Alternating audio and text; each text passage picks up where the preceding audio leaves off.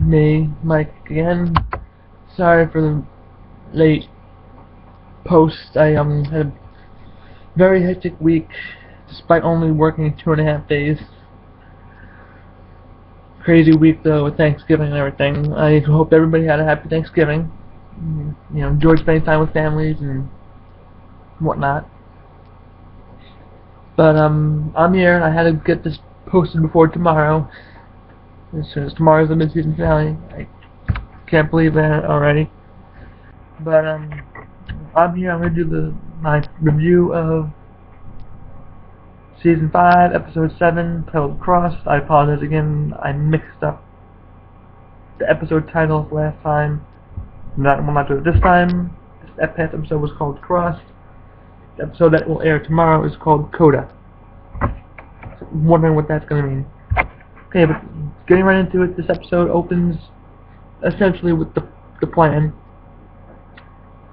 Rick wants to hit hard using Noah's knowledge of the guard, stations, where the guards are going to be, the rounds. They take out the two, they take out anybody on the outside first, move in, and silently take them out one at a time.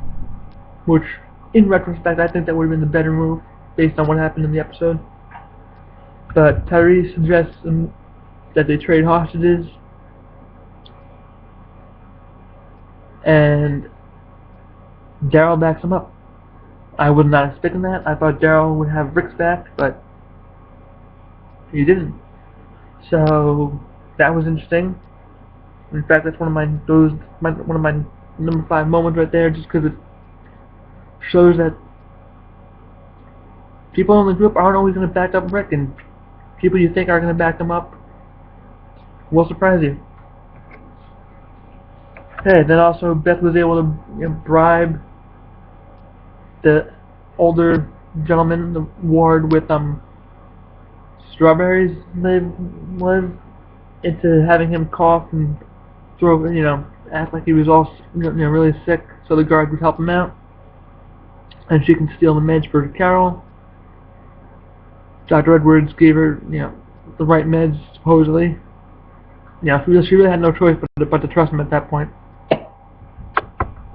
Whether you trust the guy or not, who knows. I personally tend to lean more towards trusting him, just because he wants to get the hell out of there as much as anybody. So, also before that, Dawn basically giving Beth the key so she can get the meds. I don't know if she could have been playing, she could have been leading her on, she could have been trying to get her caught. Who knows? It seemed like Dawn she puts up a different front for people who work for her, and then Beth. It's like, in front of the cop, fake cop, we know none of them are actual cops. She's all like, take her off the machines and off Edwards' rounds. Then once the guy leaves, she's all to Beth, you just killed that woman, here's what you need to do, here's the medicine, here's the key, go do it. So that was cool. Daryl's altercation with the guy with the melted tree walker, I didn't know what Daryl was doing with that. Number one, I thought a zombie was going to come out of nowhere, but I knew something was going to happen. Person, zombie, whatever.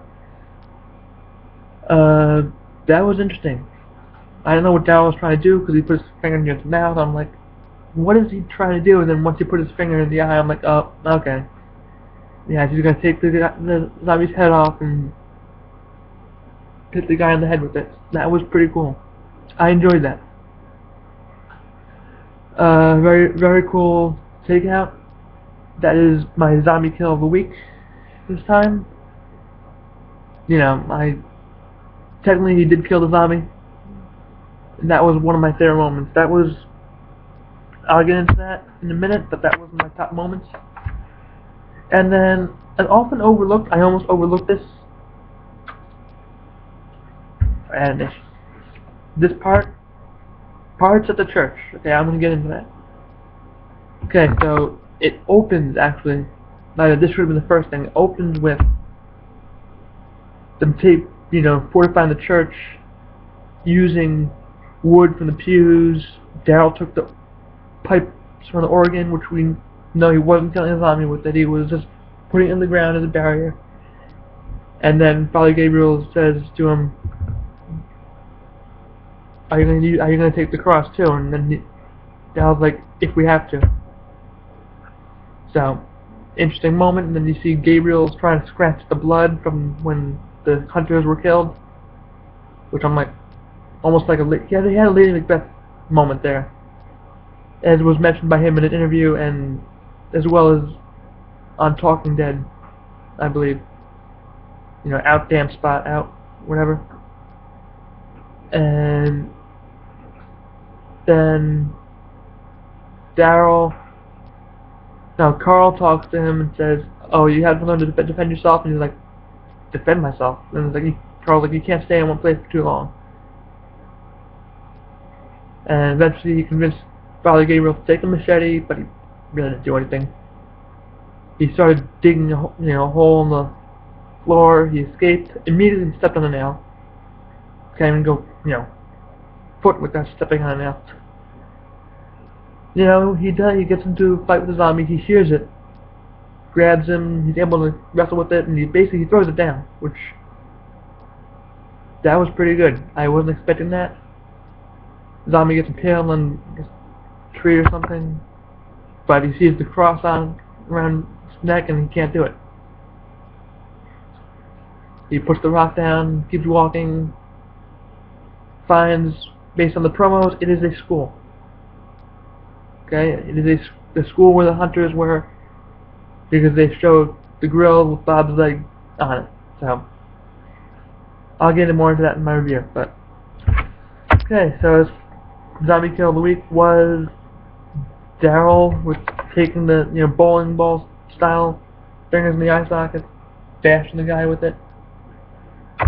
And counting down my top 5 moments, I had to think about this one a lot, because some of them are like, you really wouldn't put it out in there. Oh, Sasha getting knocked out by that guy. My bad. Sorry, skip that. My bad. I have all my notes here to keep forgetting stuff. Wow. Sasha getting knocked out by Bob Squared. Sorry. Bad joke. This guy, who also happens to be named Bob, played on her sympathy, saying like, "Oh, my partner's out there, he's a zombie, that should be me." I'm like, "Are you kidding me? Don't go anywhere with this guy." And she did. Against all rational thought. I don't know what she was thinking, but I knew that was going to happen. I thought it was going to be worse. I thought she was going through the window. I thought he was going to knock her out and kill her. He didn't. He just knocked her out and ran. So, hopefully, we'll probably see him get back. We'll probably see what happens to that tomorrow. I wonder what happened. Okay, top 5 moments. Number 5 is Rick wanting to sneak in and hit hard. Not really a moment there, but that's just, I enjoyed that. I liked his approach better than what they actually what they actually did.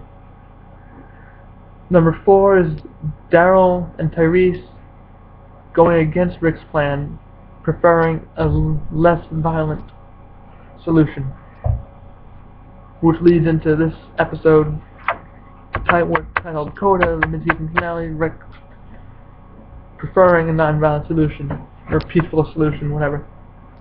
Okay, so that's number 4, just because it shows the tension in the group, that not everybody agrees on the same course of action. Number 3 is Father Gabriel sneaking out. I don't think he's going to die yet. Prediction, I don't think he's going to die. I just think he's out there trying to see, what the hunters were actually doing. But those zombies are coming through the glass. Anybody who watched the promo, those zombies are going through the glass. I'll tell you that right now. Number 2, Beth gets Carol the meds. And number 1, also my zombie kill of the week, is Daryl's fight with the guy, where he took off the zombie's head and bashed his head. Well, he didn't kill him, but he just knocked him off him. And then stopped Rick from killing him. Because, 3 are better than 1.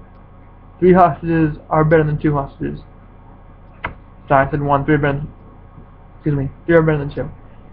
Okay, well, that's going to about wrap this up for my weekly review, sorry.